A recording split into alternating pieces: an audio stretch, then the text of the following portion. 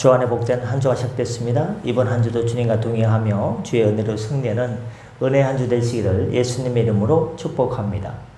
오늘 월요일 새벽 하나님 말씀은 사무엘상 23장 15절부터 18절까지 말씀을 중심으로 10광야의 등불 그리고 우리의 길이라는 제목으로 말씀 은혜를 함께 나누고자 합니다. 광야 이름이요 9도 아니고 10광야입니다. 이야기는요, 절망의 광야에서 만난 친구, 칠흑같이 어두운 밤에 10광야의 숲은 그야말로 절망의 냄새를 풍겼습니다. 바위 틈에 몸을 숨긴 다윗에게 가장 큰 적은 사울의 군대가 아닌 마음속 내면에서 자라나고 있는 의심이었습니다. 하나님, 정말 저를 택하셨습니까? 한때 이스라엘의 영웅이었던 그는 이제 지친 도망자일 뿐 자신을 따르는 이들의 짐까지 짊어진 채 영혼이 그야말로 점점 서서히 메말라 가고 있었습니다. 그때 마른 나뭇가지를 밟는 소리가 정적을 깨트렸습니다. 다윗은요, 칼자루를 쥐면서 몸을 굳혔습니다. 올 것이 왔는가? 팽팽한 긴장 속에 어둠 속에서 모습을 드러낸 것은 죽음의 사신이 아닌 그의 심장과도 같은 친구 요나단이었습니다. 요나단. 안도와 경악이 뒤섞인 부름에 요나단은 말없이 다가와 다윗을 힘껏 끌어안았습니다. 그 온기에 얼어붙어 있던 다윗의 마음이 봄눈 녹듯이 녹아내린 듯 했습니다. 요나단은 친구의 어깨를 붙잡고 강철 같은 믿음이 담긴 눈으로 말했습니다. 친구, 두려워하지 말게. 다윗, 내 아버지의 손이 결코 자네에게 미치지 못할 것일세. 자네는 반드시 이스라엘의 왕이 될 것이고 나는 기꺼이 자네 다음이 될 것일세. 이것이 하나님의 뜻이기에 내 아버지께 또 아시는 바야. 그러니 하나님을 힘있게 의지해야 돼. 지금은 어떤 때야? 하나님을 힘있게 의지해야 돼. 16절에 보니까 다윗에게 이르되 그에게 하나님을 힘있게 의지하게 하였는데라고 권면해주고 있습니다. 그 말은요, 단순한 위로가 아니었어요. 잊고 있던 하나님의 약속을 바로 영혼에 다시금 되새기는 망치 소리와 같았습니다. 인간적인 위로가 아니라 진리를 선포하는 친구의 음성 앞에서 다윗은요, 꺼져가던 믿음의 불씨가 다시금 확 타오르는 것을 느꼈습니다.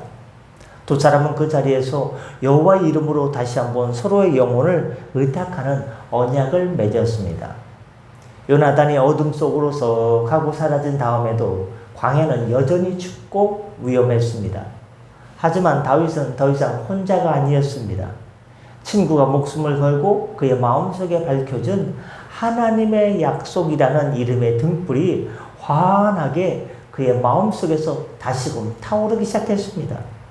그 빛 하나만으로 그는 이 길고 어두운 광야를 끝까지 걸어갈 힘을 얻게 되었습니다. 이제 그는 도망자가 아닌 약속을 품은 순례자의 길을 걷게 되었습니다. 그럼 성도를 위한 오늘의 말씀의 적용과 교훈은 무엇일까요?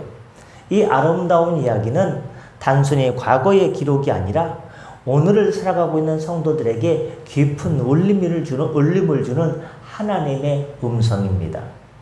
우리는 이 이야기를 통해서 첫 번째, 나의 10광야에서 하나님의 약속을 기억해야 한다는 것입니다. 우리 모두에게는요, 인생의 10광야가 있습니다.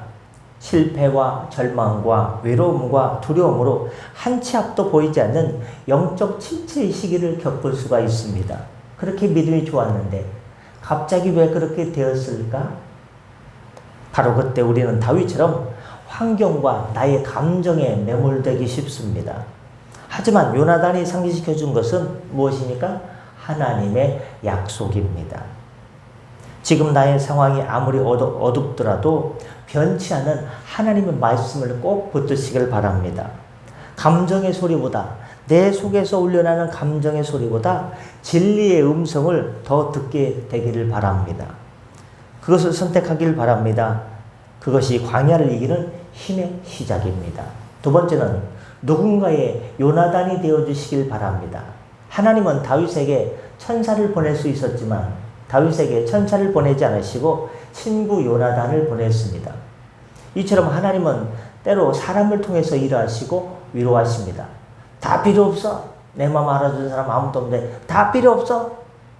그럼 인생이 더 괴롭습니다. 그래도 필요합니다. 우리 주변에는 영적 광야에서 신음하며 하나님의 약속을 잊어가는 이웃들이 있습니다. 그들에게 다가가서 힘내라고 하는 것도 좋지만 더 좋은 것은 하나님은 당신을 사랑하십니다. 하나님은 당신을 위한 선한 계획을 갖고 계십니다. 이렇게 진리의 구체적인 말씀을 구체적으로 전해주는 것이 필요합니다.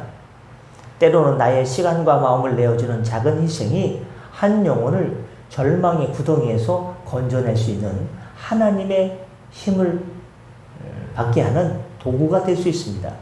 세 번째, 상황이 아닌 하나님으로 강해지시길 바랍니다. 요나단이 다녀간 다음에 다윗의 상황은 어땠어요? 변한 게 없어요. 사울의 추격은 계속되었고 광야의 삶은 여전히 고달팠습니다. 그러나 다윗의 내면은 완전히 달라졌지요. 하나님을 힘있게 의지하게 되었다는 것, 즉 그의 힘의 근원이 환경이 아닌 하나님께로 옮겨졌기 때문입니다. 여러분, 신앙의 승리는요, 환경의 변화가 아니라 내면의 변화에서 시작되는 거예요. 어떤 상황 속에서도 우리의 힘과 소망이 하나님께 있음을 고백할 때 그 힘의 근원이 시작됩니다. 끝으로 진실된 믿음의 교제를 사모하고 지켜나가십시오. 다윗과 요나단의 우정은 세상의 이해관계를 초월한 하나님 안에서의 신실한 언약의 관계였습니다.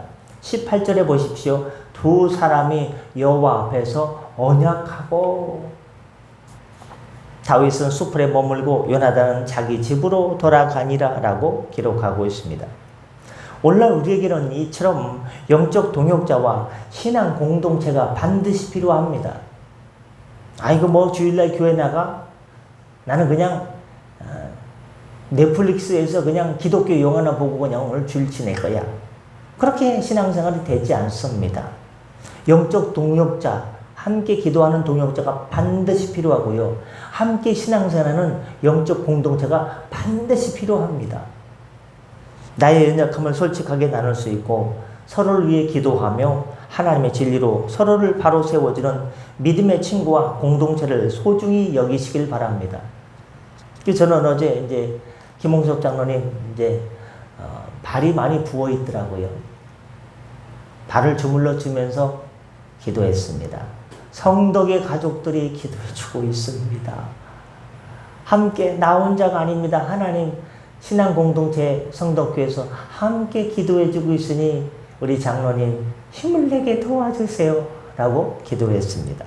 공동체를 강조했습니다. 여러분, 고립된 신앙은 시험에 들기 쉽습니다. 함께 울고 함께 격려하는 믿음의 교제 속에서 우리는 더욱더 강하게 세워져 갈 것을 꼭 기억하시길 바랍니다. 기도하겠습니다. 신실하신 하나님 아버지, 절망의 광야에 있던 다윗을 찾아가 위로하신 주님을 찬양합니다.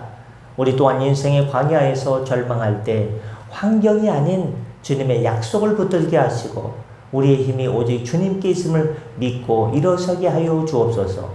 또한 우리가 먼저 지친 이웃에게 요나단이 되어주게 하시고 인간적인 위로가 아닌 진리의 말씀으로 하나님 사랑하십니다. 하나님의 선한 계획이 있습니다. 구체적으로 손 내밀어주는 용기를 주옵소서. 우리 교회가 서로에게 진정한 위로와 격려가 되는 사랑의 공동체, 믿음의 공동체, 중보 기도의 공동체가 되게 하여 주옵소서. 십자가 사랑의 띠로 하나가 되게 하여 주옵소서. 우리의 소망이 되시는 예수님의 이름으로 기도드립니다. 아멘.